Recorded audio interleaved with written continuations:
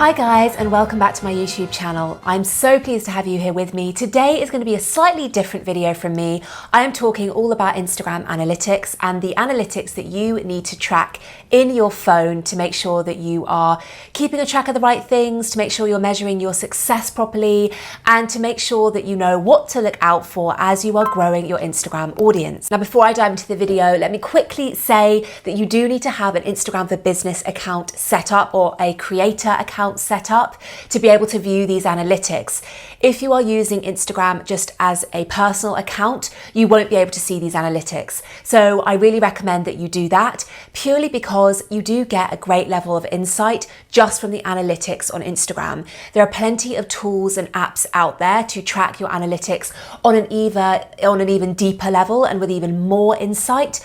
But for a lot of us out there who don't necessarily have the budget to invest in those tools yet, using the analytics on the Instagram platform itself is a great place to start. So that is what we're going to focus on today. So thanks for sticking with me. Now let's dive into the video. So first things first, I am going to show you my analytics on my own Instagram account at Bella Foxwell. Now, the way that you get there is when you are on this is my main feed, and then I'm going to go to the little picture of me so that I can see my profile here. And if you click on the hamburger icon in the top right, you will be able to go to Insights. And from there, this gives you the back end of Instagram and the analytics that you can take a look at. Now, as I said at the beginning of this video, the Instagram analytics aren't always necessarily the best, most in-depth analytics that you can use, but they are a great starting point if you don't yet have budget to invest in anything more expensive or extensive than these analytics. So do take some of the analytics with a pinch of salt. I'm going to explain what I mean by that in a moment, but they're a great starting point. So this is what you can see. So you get an overview of the posts and stories you've shared. Here you get to see a bit of a snapshot of the most recent content that you've shared. So that is under content, and then you've got activity here, which shows you how many accounts you've reached over the last week and the impressions that you've gained, the interactions that you've had, and on the most popular days. So Friday was a popular day. This past Friday was a good day for me. How many profile visits you've had compared to the previous week. So I've had 106 more people visit my profile in the last week, and I've had 3 more website clicks than the previous week. So this is great. This gives me a general overview that what I am doing week on week has been an improvement. And then up here, you get the audience insights.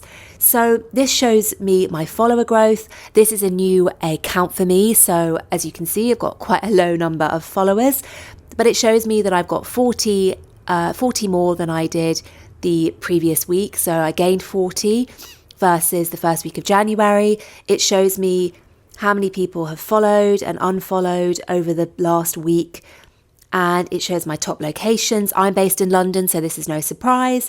The age range of my audience is mostly 25 to 34, and I've got a heavier weighting of women versus men.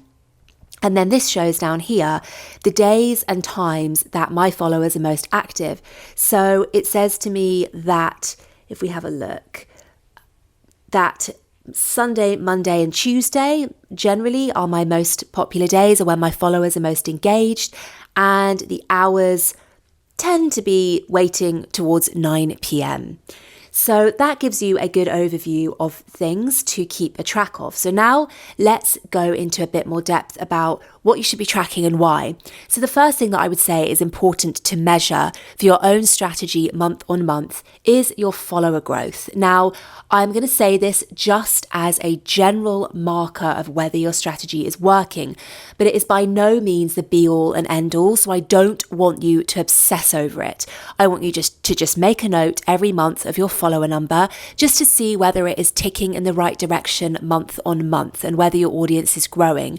But it's better to have a more engaged audience than one that is growing and blowing up in numbers. So please don't get hung up on that. But that is the first metric that I would just make a note of. Okay, so now I'm going to talk to you more about content and the types of metrics you should be measuring when it comes to the content you're sharing. So if you go back to the content section on your analytics and you click see all here, you will get an overview of your posts that you've shared, and they will be ranked by different things. So you've got a whole list here of calls, comments, emails, engagement, etc., etc. Now, the three metrics I would keep an eye on are comments, saves, and shares. And I am going to link to a video now above about why these metrics are so important in 2020 and why you should be focusing on those above your likes. And as you can see here, there are loads of different things you can be keeping an eye on, but I would say that comments, saves, and shares are a great thing to start with so that you don't get too overwhelmed by all the different things to track. So as you can see here, I can click shares and I can see, okay, that's showing me over the past year, and I would like to see the last 3 months rather than the last year. So if I click 3 months, I can see how many shares each post garnered. So I've got 5, 3, 3. If I change this metric to, let's see, to saved, I can see 24 people have saved this post, 11, 10, 9, 7. And it gives me a really good idea of the types of posts that people are sharing and saving and commenting on. So as I can see here, comments. Now, if you do check out the video that I link to above, you will see what types of posts generally drive these different types of metrics. So this isn't hugely surprising to me that the types of posts that are driving saves versus shares versus comments, but it's a really good thing to keep a track of so you know what content is resonating with your audience and which content isn't. So if I want to see what's driving the most comments, if I scroll down and have a look, I can sort of see, okay, what are the types of posts that really aren't performing very well for me, and how can I change that moving forwards? If you are sharing one particular type of post, maybe it's a picture of the area where you live, and it is consistently not getting very many saves, shares, or comments, then that might be a type of content you want to swap out for another one. So it is really important that you keep an eye on your content and you keep an eye on those 3 different metrics to see whether and what types of posts are performing well for them and what types of posts aren't, and therefore the types of posts you can replace. Now, the next thing we're going to look at is the insights per post. We're going to look at this on a post level, and it gives you more granular detail than looking at the content here in the back end. So if I go to this post here and I click on it, here I can see view insights. So I'm going to click on that, and that gives me an even better overview of how this post has performed. So I can see that it's been shared once, it's got 24 saves, 17 comments, 43 likes. I reached 346 people and I had 8 profile visits as a result of this post. So people saw that and then they clicked on my Instagram handle to have a look at more of my account. Now, what gets even more interesting is if you swipe up this post's insight, you get to see how your hashtags are performing. And this shows the importance of hashtags. So let me show you here. As I said, I can see the reach, but from hashtags, I can see that 177 people saw this post because of the hashtags that I used. That's 177. Now, if we compare that, if I go back and I have a look at, now I'm going to find a post that I know got a lot of impressions from the hashtags. If I click on this post and I do the insights and I swipe up, I can see that 552 people saw this post because of the hashtags. Now, what that tells me is that this might be a group of hashtags that I want to consider using more because people are finding me via those hashtags, whereas a lot less people are finding me via the hashtags that I used on this piece of content. Now, that doesn't necessarily mean that I need to stop using these hashtags, but it does show me the importance of mixing and matching the types of hashtags I'm using.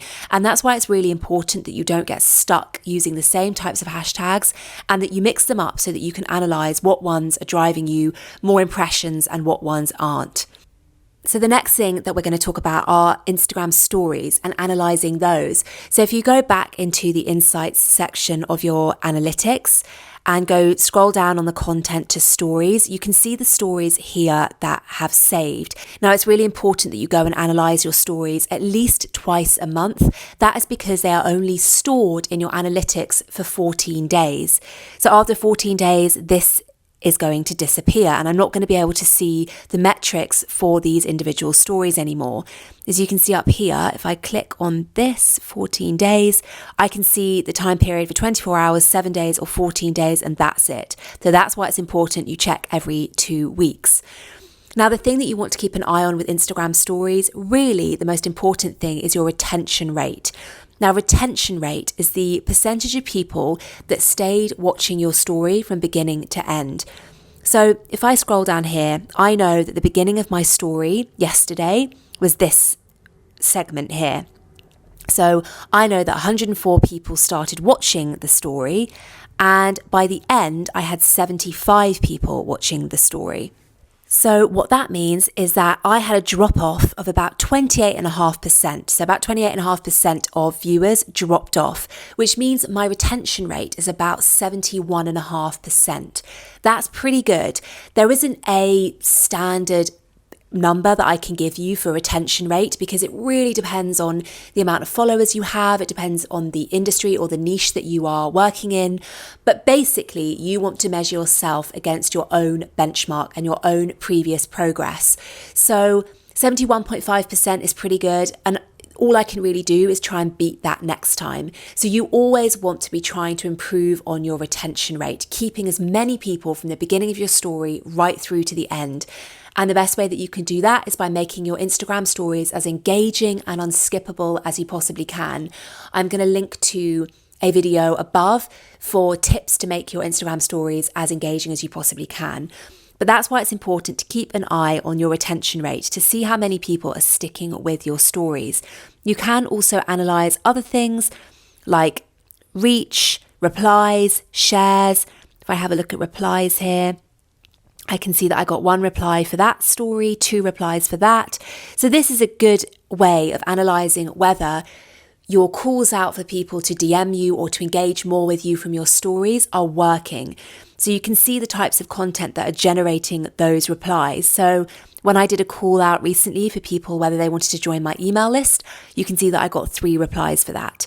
So not a huge number. This is a new account. The numbers are pretty low, but you can see here it's a really good measure of how your stories are working. So the next thing to measure is your website clicks. How much traffic are you driving from your Instagram account to your website? Now you can find this information here if you click Insights, Activity, and then you scroll down to see website clicks. So here I got 11 this week, which is 3 more than last week, which is fantastic. So this is a good overall picture of how the traffic is performing from your Instagram account to your website. But another thing I would really recommend that you do is use a bit.ly link or another kind of tracking URL in your Instagram bio so that you can see in even better detail how many people are clicking on the link in your profile here to your website. Now, the final thing that I would keep an eye on in terms of your analytics is your DMs and how many DMs you are getting every month. Now, there isn't anywhere that you can track that in the analytics section of your Instagram app. The only way that I really do this is by keeping a track just on the DM platform itself. So if you scroll down your DMs, you can see underneath the name of the person who's DM'd you, or just here, you can see a timestamp. So this was sent a week ago. And if I keep scrolling, I've got 4 weeks ago. So this isn't a perfect way of keeping a track of your DMs. As you can see, it's a little bit rough and ready, but you can see, so I can see here, this was 5 weeks ago. So I'm not going to track that as in the last month, but I am going to keep an eye here. I mean, if you go into a DM, you can see the actual date here. So November the 13th. And so you can get a better picture of whether it was a month ago or whether it was beyond a month ago.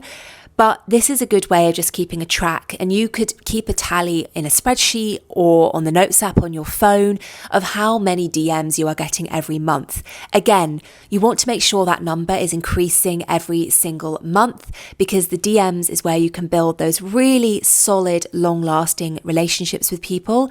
So make sure that that number is going up. And the best way to track that really is just pen to paper or on your Notes app or on a spreadsheet. That is the way that I do it myself. So those are all the analytics that I would keep an eye on and that you have access to within the insights section of your Instagram app. I would really recommend you have a bit of a play around, see the different things you can track, see if there's anything else you want to keep an eye on. Things like the audience behavior and when they're most active. Again, take this with a little bit of a pinch of salt. This is slightly dependent as well on how active you are on the platform and what days you are posting and engaging with people. Because if you are particularly active on certain days, then it's likely that those days are going to be reflected here as well. However, if you are generally active and sharing every single day, then do keep an eye on this to see when your followers are engaging most with you. And so then you know when to post and on what days you're going to see the most traction. Thank you so much for watching this video, guys. I hope you got lots out of it. If there's any more questions you have about Instagram analytics and what they mean and what you should be looking out for, do drop a comment in the description box below and I will get back to you. I would love to see you next week for a brand new video. I upload a new YouTube video about Instagram marketing every single Friday, and there's a bunch of links in the description box below, links to previous videos about Instagram marketing, as well as links to some of my free resources, including my really handy free 4-day email challenge. So check that out in the description box below. I will see you next Friday for a brand new video. Thanks for watching, guys. Bye.